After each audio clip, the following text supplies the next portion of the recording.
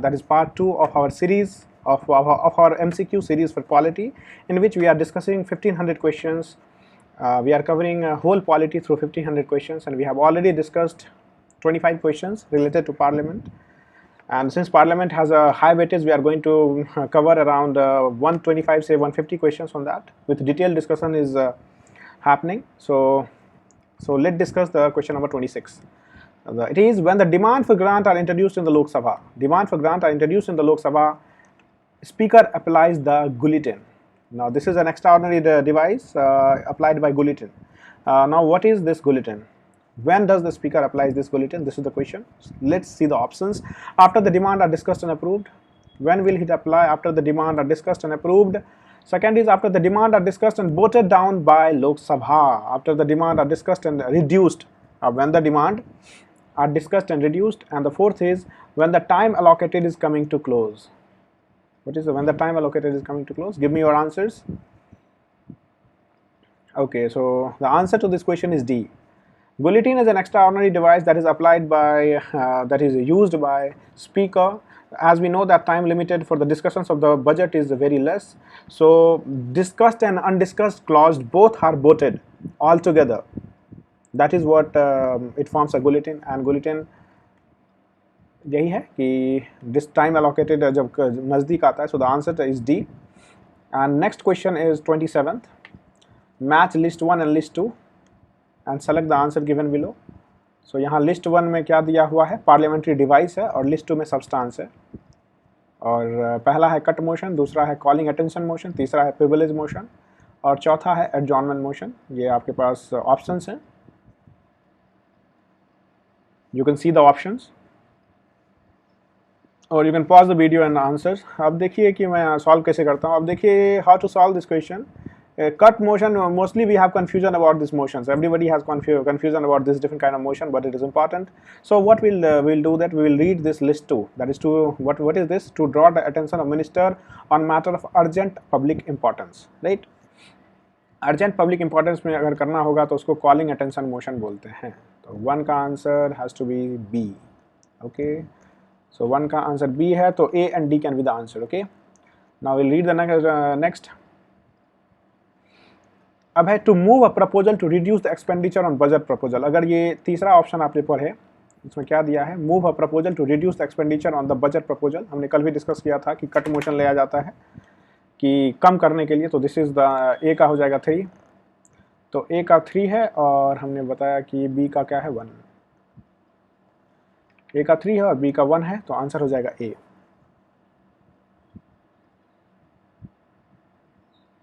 अब privilege motion होता है. प्रिविलेज मोशन किसके लिए होता है? टू ड्रॉ प्रिविलेज मोशन लाया जाता है कि if the there is a breach of privilege by any of the member, then privilege motion is brought to draw attention of the speaker towards incorrect or incomplete answer by the ministers. Most of the times what happens कि ministers are not answering properly, then privilege motion can be brought. Then we have adjournment motion. कब लाया जाता है? Adjournment motion is a very important motion. Urgent public importance में लाया जाता है, and its answer is to interrupt the normal business of the house. क्यों normal business इसलिए interrupt होता है? Because in adjournment motion, 2.5 hour discussion takes place, and 50 members has to first approve this. Then only adjournment motion will be brought by. So इसका answer हमने देख लिया. A था answer. अगला क्वेश्चन देखते हैं 28. Which one of the following powers of Rajya Sabha is provided in the Constitution of India? So we are talking about the powers of Rajya Sabha. What is this? पहला है to reject or amend a money bill.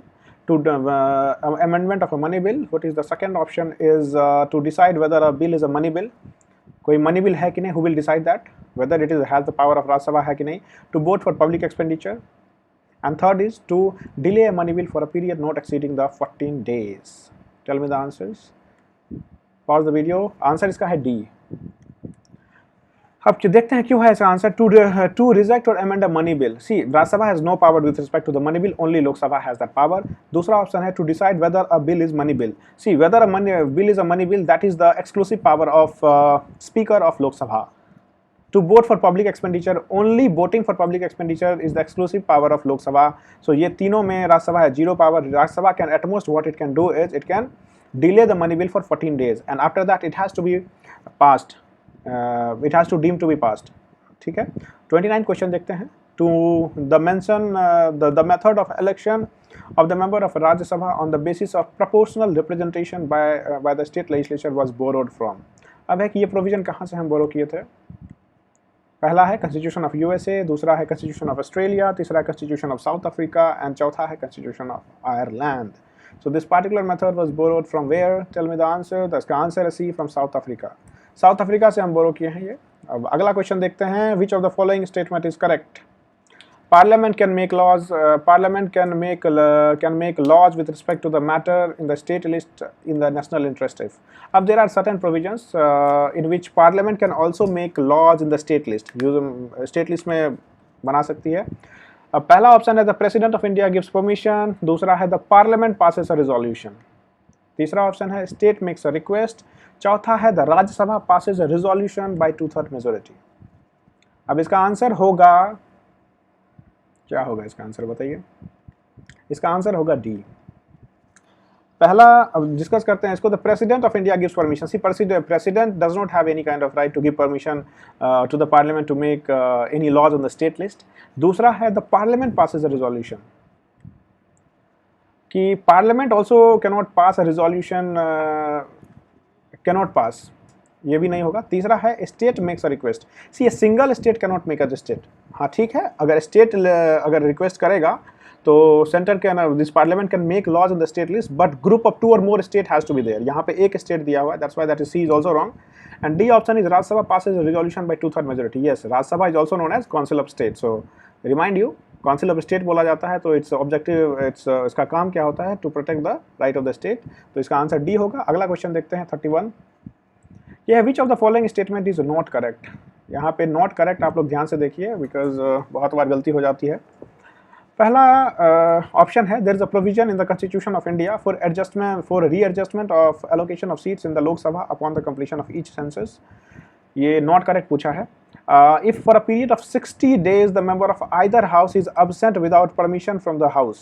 अब क्या बोला है कि अगर 60 दिन तक कोई मेंबर बिना बताए अब्सेंट है हाउस से, हर एक all meetings there of the house में declare the his seat vacant. ठीक है, तो क्या ऐसा होगा कि अगर 60 दिन तक नहीं आता है तो उसका वैकेंट बता दिया जाएगा. तीसरा ऑप्शन है the Rajya Sabha approves money bill after it has been passed by Lok Sabha. ठीक है, राज्यसभा अप्रूव करता है मनी बिल, जब लोकसभा पास होने के बाद Rajya Sabha will has to approve. क्या ऐसा है? चौथा है the attorney general of India has the right to speak in and otherwise to take part in the proceedings of the other house of the parliament. ये 4 ऑप्शन दिए हैं, इसका answer आप लोग बताइए. इसका आंसर है सी. अब देखिए क्या है, रीएडजस्टमेंट होता है हर एक सेंसस के बाद, प्रोविजन दिया हुआ है. डिलिमिटेशन कमीशन होती है एक body, and its work is delimitation commission एक बॉडी होती है, and its work is work to readjust the allocation of seats. क्यों ऐसा होता है? Because the population will vary, right. Census हर एक 10 साल में किया जाता है, तो after each census you know it is mandatory कि होना चाहिए, क्योंकि पॉपुलेशन जो होगी हर स्टेट की वैरी करेगी. दूसरा भी सही है कि 60 days तक अगर कोई भी मेंबर परमिशन बिना लिए हुए ही is not attending any meetings, then his seat will be deemed as vacant. Third option is not correct. Rajya Sabha approved the money bill. Obviously, we have been reading like 2-3 times we have read that Rajya Sabha has no power regarding the money bill. So this is wrong. And fourth is the Attorney General of India has the right to speak and otherwise to take part in the. हाँ, Attorney General of India has all the rights. अब मैं एक question देता हूँ आपको, और बताइए कि ऐसा और राइट किस आदमी के पास है? और कौन होता है? Whether he is a minister or he is a prime minister or he is president who can right to speak in both the house, can attend both the house. You have to give the answer in comment section. This is the first question for today. तो यहाँ पे attorney general के पास right होता है speak in करने का, और but can attorney general vote also? This is your second question. क्या अटॉर्नी जनरल वोट कर सकता है किसी भी प्रेसिडिंग्स में? 2 क्वेश्चन मैंने दिए हैं आपको, कमेंट सेक्शन में प्लीज रिप्लाई करें. 32 क्वेश्चन में देखते हैं कि money bill originate only in the lower house of the parliament. ये असर्शन है. दूसरा है the lower house of the parliament is a popular elected body.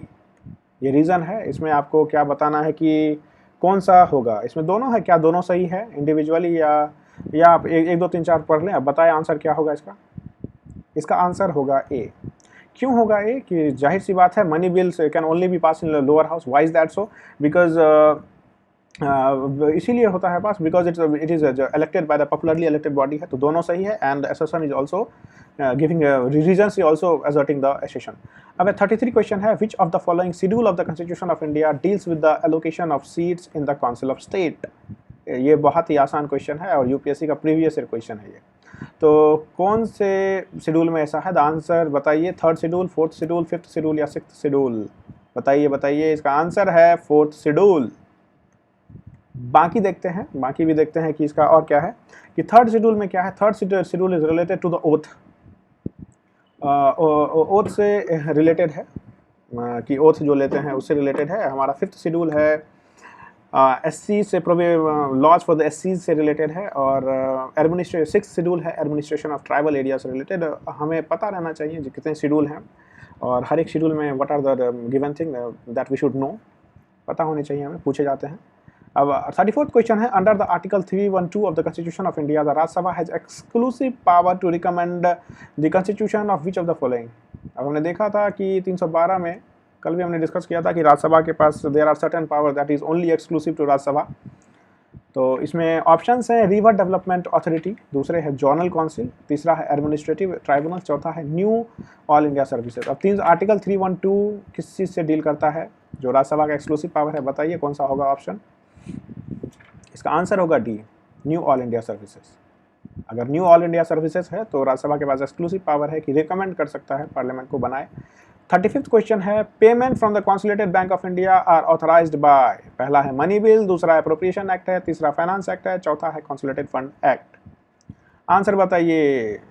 इसका आंसर होगा B, that is appropriation act. Money bill लाया जाता है, but if you money bill लाया जाता है कोई भी टैक्सेशन लाने के लिए, आर्टिकल 110 में दिया हुआ है मनी बिल से रिलेटेड चीज़, और finance bill is in article 117। Finance bill दो होते हैं, finance bill 1, finance bill 2। The whole discussion has been done, Laxmikanth से पढ़ सकते हैं फाइनेंस बिल 1, फाइनेंस बिल 2 में क्या डिफरेंस होता है, and my lectures are also may be coming soon. If you guys want me to make some videos on Laxmikanth का important topics, you can tell me. तीसरा है appropriation act. So appropriation act क्या है? Appropriation act होता है कि appropriation bill लाया जाता है during the formulation of the budget. There are 6 stages, तो this is the fifth stage है, ये अप्रोप्रिएशन बिल लाया जाता है, और only after the passing of this appropriation bill money from the consolidated fund of India can be withdrawn. तो B होगा answer इसका। अब है बोट ऑफ क्रेडिट। अब देखिए, vote of credit provides for the following. इसमें है कि आप लोग पॉज करके सॉल्व कर सकते हैं। बोट ऑफ क्रेडिट में क्या है? पहला है an exceptional. Boat of credit किसके लिए लाया जाता है? Questions है, an exceptional grant which forms no part of current system of any financial year, any grant in advance in respect to the estimated expenditure for a part of any financial year, a grant for meeting an unexpected demand upon the resources of India, a grant for additional expenditure upon new services not contemplated in the financial year। अब ये देखिए, बताइए आप लोग answer क्या होगा इसका। देखिए डिस्कस करते हैं। बोट ऑफ क्रेडिट क्या है कि ये बजट के बाद भी जो है कुछ देर शुड भी सम कुछ इश्यूज होते हैं जहाँ पे और भी ग्रांट की हमें ज़रूरत पड़ सकती है। बोट ऑफ क्रेडिट को ब्लैंक चेक भी बोलते हैं। It is basically a blank cheque that is given by two the executive by the legislature. कि ये क्या होता है? इसका आंसर सी होगा, सी है इसका answer. A grant for meeting unexpected demand upon the resource of India. कभी कभी होती है कि बहुत अनएक्सपेक्टेड डिमांड हो गई कि whatever grant was given that is insufficient to meet, तो उस केस में हम क्या करते हैं कि ये बोट ऑफ क्रेडिट दिया जाता है। और क्या है कि तो इसका आंसर सी होगा। एक्सेप्शनल ग्रांट दिया जाता है, एक्सेप्शनल ये अलग चीज़ है, तो इसका आंसर सी होगा। ये एडिशनल एक्सपेंडिचर हो के लिए एडिशनल ग्रांट्स दिया जाता है, तो डी जो है एडिशनल ग्रांट का आंसर है। अब 37th क्वेश्चन है, which one of the following is not a measure to control exercise by the parliament over the government. अब देखते हैं कि हमारी जो सिस्टम है, legislative, executive and judiciary are the 3 organs of government, and each one of them balance has a check and balance relationship with the other. तो कैसे balance करेगा? अब इसमें है कि that is why the legislature also controls the parliament. Parliament government को control करती है। तो तरीका क्या है? आस्किंग क्वेश्चंस, दूसरा है कमेटी सिस्टम, तीसरा है रिव्यू ऑफ डिसीजंस, चौथा है नॉन कॉन्फिडेंस मोशन। तो ठीक है, हमें पता, आप आंसर दीजिए। नॉट अ मेजर पूछा है, तो ठीक है, आस्क क्वेश्चन तो करते ही हम, बहुत सारा क्वेश्चन है, डिस्कस करते हैं कि 0 आवर क्वेश्चन है, शॉर्ट नोटिस क्वेश्चन है, तो उसमें डिस्कशन करते हैं, क्वेश्चन आवर ही होता है स्टार्टिंग में, तो दिस इज़ ये तो होगा, आस्किंग क्वेश्चन तो करते हैं। कमिटी सिस्टम भी है, बहुत सारा कमिटी है which will take into consideration whether the executive are spending money, how they are spending money, जैसे permanent account committee is one of the committee. Non confidence motion is also a way in which legislature exercise power over the executive. Review of decision, this is the answer to this question, review of decision नहीं करती है। अब अगला question है, a bill return by the president for reconsideration. फिर से आ गया ये क्वेश्चन कि कब लैप्स करता है बिल, ये प्रीवियस ईयर क्वेश्चन टाइप है। अ bill return by the president for reconsideration does not lapse on the dissolution of Lok Sabha. अब है कि बिल अगर रिटर्न कर दिया रिकंसिडरेशन के लिए, तो क्या अगर लोकसभा डिसॉल्व होगा तो क्या वो लैप्स करेगा? दूसरा है, a bill passed by Lok Sabha and pending in the Rajya Sabha lapses on the dissolution of Lok Sabha. अगर बिल कोई पास करता है लोकसभा और पेंडिंग होता है तो क्या वो लैप्स करेगा? तीसरा है, bill under consideration of the Lok Sabha lapses when the Lok Sabha is prorogued. अब हमें बताइए कि प्रोरोग क्या होता है, कल भी हमने एक क्वेश्चन पूछा था, what is the difference between prorogation and dissolution. चौथा है, bill pending in the Lok Sabha but not passed by Lok Sabha does not lapse on the dissolution of the parliament of the Lok Sabha. आप लोग बताइए क्या होगा इसका आंसर।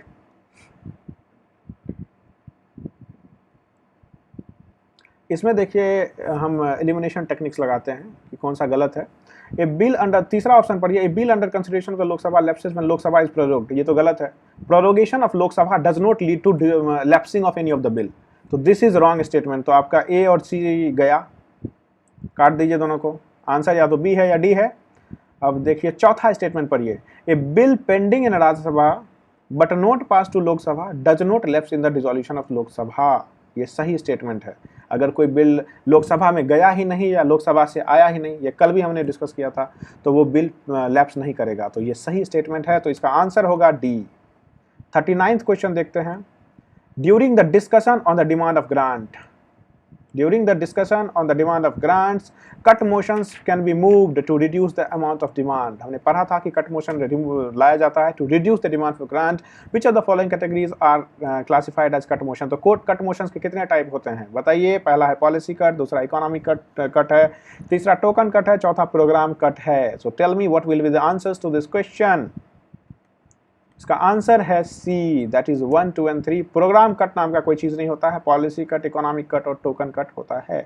40th क्वेश्चन देखते हैं क्या है, which of the following statement holds good in respect of, Rajya Sabha के रिस्पेक्ट में कौन सा ऐसा है जो सही है, मतलब राज्यसभा से रिलेटेड है। 1/3, पहला ऑप्शन है 1/3 of the member retire every 3 year, दूसरा है 2/3 of the member retire every 3 year, तीसरा है 2/3 of the member retire every 2 years, और चौथा है 1/3 of the member retire every 2 years. बताइए इसका क्या होगा आंसर।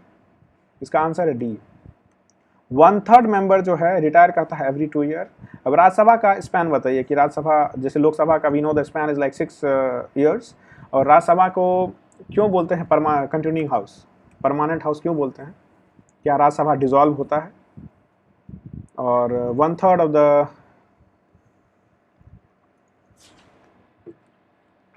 अब 1/3 of the member retire every 2 years, तो ये प्रोविजन है कि 1/3 मेंबर हर एक 2 साल में इसका रिटायर होता है। 41th क्वेश्चन देखते हैं,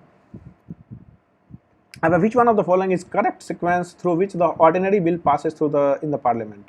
करेक्ट सीक्वेंस क्या है जिसमें अब बिल पास करता है, there are 5 stage through which bill passes, the ordinary bill passes through both the house of parliament, दोनों हाउस में पास करती है। पहला है, अब देखिए इसमें क्या होता है, पढ़िए पहला इसमें क्या होता है कि देखिए पहले डिस्कशन होगा इसको। अब देखिए इतना लेंदी क्वेश्चंस को कैसे सॉल्व करते हैं, what are the different way of solving this lengthy question, कि पहले जो बिल होगा सबसे पहला क्या होगा, इंट्रोडक्शन होता है।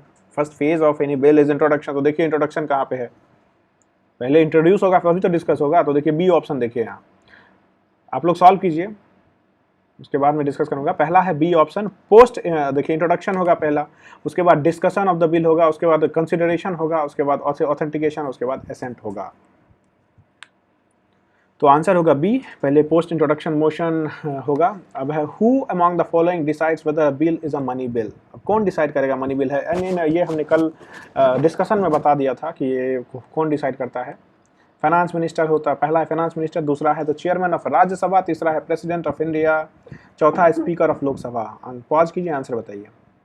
इसका आंसर होगा स्पीकर ऑफ लोकसभा के पास पावर है, एक्सक्लूसिव पावर है, and his power cannot be challenged even in supreme court, यानी कोर्ट में भी चैलेंज नहीं किया सकता। 43 क्वेश्चन है, a non money bill passed by the parliament is return by the president to parliament for reconsideration. ठीक है, एक कोई भी नॉन मनी बिल जो है पास्ड बाय पार्लियामेंट,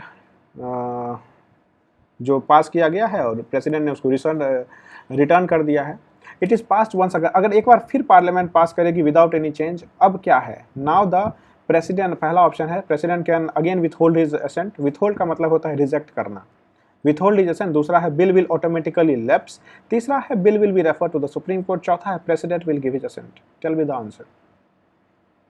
इसका आंसर होगा डी।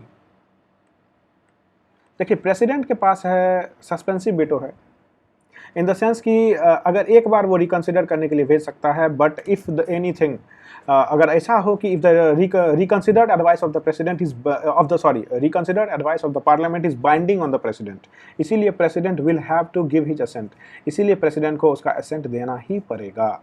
अब इसमें देखिए कि मनी बिल, यहाँ ये नॉन बिल मनी बिल के लिए है, मनी बिल को रिटर्न भी नहीं कर सकता है। मनी बिल को क्यों नहीं रिटर्न कर सकता है? Because prior permission of the president is required for the introduction of money bill in Lok Sabha, money bill can not be introduce इन राज्यसभा। अब 44th क्वेश्चन देखते हैं हम। लोकसभा सेक्रेटारिएट, कल हमने बताया था आपको, लोकसभा सेक्रेटारिएट के बारे में थोड़ा बताया था, अगर आप लोग को याद हो तो। Lok Sabha secretariat come under the direct supervision किसके अंदर आता है? बताइए। Ministry of home affairs, ministry of parliamentary affairs and prime minister office, speaker of Lok Sabha. बताइए, ये आएगा स्पीकर ऑफ लोकसभा के अंदर। The answer is D. ये स्पीकर ऑफ लोकसभा के अंदर आता है, ये लोकसभा सेक्रेटारिएट। इसका डे टू डे फंक्शनिंग जो होता है, टाइमिंग वगैरह बनाना कि किस टाइमिंग पे क्या होगा, वो यही सब करते हैं सेक्रेटारिएट में। सेक्रेटरी होता है उसका एक। 45th क्वेश्चन हम देखते हैं। 45th क्वेश्चन है कि consider the following statement regarding money bill से रिलेटेड है। They originate in Lok Sabha, they originate in Rajya Sabha, Rajya Sabha can recommend amendment, both the houses have equal power over them. बताइए आंसर क्या होगा। डिस्कस करते हैं। दे ओरिजिनेट इन लोकसभा, सही है, ये लोकसभा में ही ओरिजिनेट होता है। कि दे ओरिजिनेट इन राज्यसभा, ये गलत है। They do not originate in Rajya Sabha, वो राज्यसभा में ओरिजिनेट नहीं होता, इसलिए दूसरा ऑप्शन गलत है। तीसरा है राज्यसभा कैन रिकमेंड, ये सही है। रिकमेंड तो कर सकता है, वोट नहीं करेगा, but he has recommendatory power, तो 1 and 3 is the right answer here. चौथा भी गलत है। Both the house have equal power over the, no, both नहीं होता है। लोकसभा है overriding power over the money bill. अब है 46 का क्वेश्चन देखते हैं। If a member of either house of parliament is without the permission of the house absent from all the meeting thereof for more than a certain period, the house may declare his seat vacant। अगर बोल रहा है कि कितने दिन तक अगर कोई मेंबर नहीं पहुंचता है, सभी मीटिंग को बायकॉट करता है, तो उसका सीट वैकेंट बनाएगा। वो कितना दिन होना चाहिए?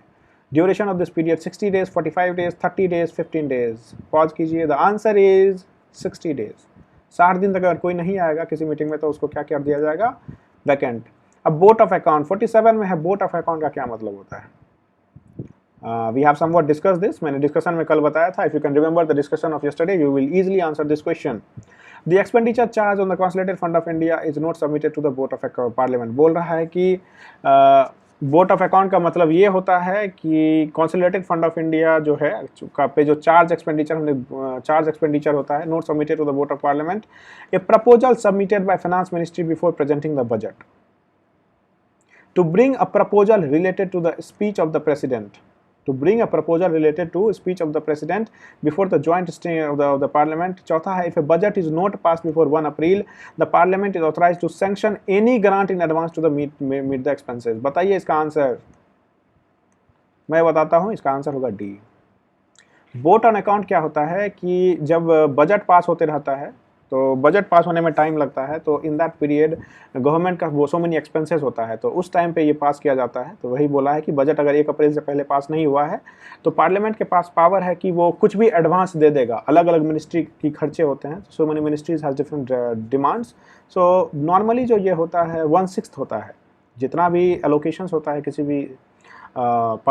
भी मिनिस्ट्री का, इट इज़ जनरली 1/6 ऑफ वो अमाउंट दिया जाता है, 1/6 उसका। तो वोटर ऑन अकाउंट देख लिए। तो बाकी जो थे, these are all absurd statements हैं, तो डी होगा 47 का आंसर। अब railway budget was separated from the central budget in the year. किस साल में रेलवे बजट सेंट्रल बजट से आया था? 20 में, 21 में, 22 में, 23 में? आंसर बताइए, इसका आंसर होगा 1921।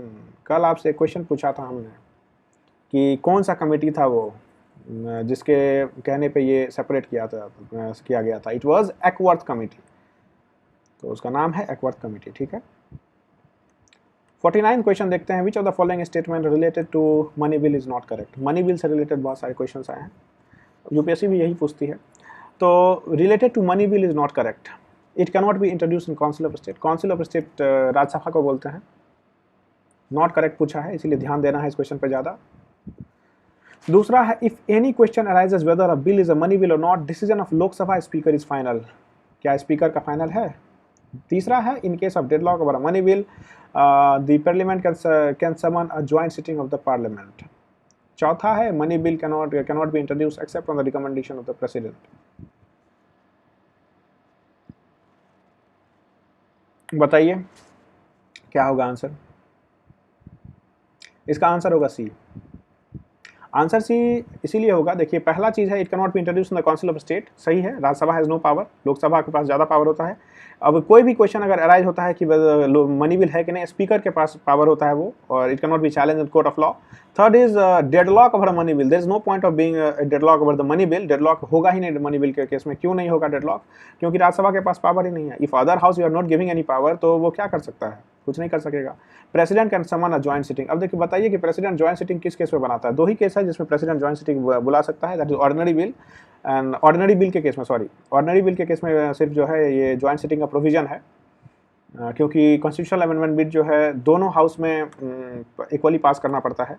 तो ऑर्डिनरी बिल के केस में you can only call a joint sitting, और तो इसीलिए इसमें जो है गलत है, ये डेडलॉक होगा ही नहीं। Money bill cannot be introduce except from the recommend, ये भी गलत है। प्रायर परमिशन है, मगर prior permission of president is required in the provision of the money bill, but recommendation required नहीं है। तो ऐसा ये गलत, तो सी होगा। तो सी है आंसर इसका। अगला लास्ट क्वेश्चन है इस पार्टिकुलर वीडियो का। विच of the following statement is correct. इसमें से कौन सा स्टेटमेंट है जो करेक्ट है? The estimate which corrects to relate to expenditure charged upon the consolidated fund of India। अब है कि चार्ज एक्सपेंडिचर जो होता है, बताइए, हमने डिस्कशन में कल भी बताया था, ये charge upon the consolidated fund of India can be discuss in the house of people only, can be discuss in the council of state only, can be discuss in either house of parliament, can not be discussed in any house of parliament. बताइए क्या होगा answer? इसका answer होगा सी। देखिए charge expenditure है तो इसका मतलब ये है कि voting can not be done, उस पर वोट नहीं किया जाएगा। और चार्ज एक्सपेंडिचर में हमने बताया था कि क्या होता है, तो मगर डिस्कस तो दोनों हाउस में कर ही सकते हैं। So that is it for today guys. तो have discuss 25 questions and now please review this lectures, and it is just because of you guys and your motivation that I'm able to do this. So please support this video and tell me if you how did you like this video or not, or if I have to make certain changes. I'll do my best to make this even better. Thank you.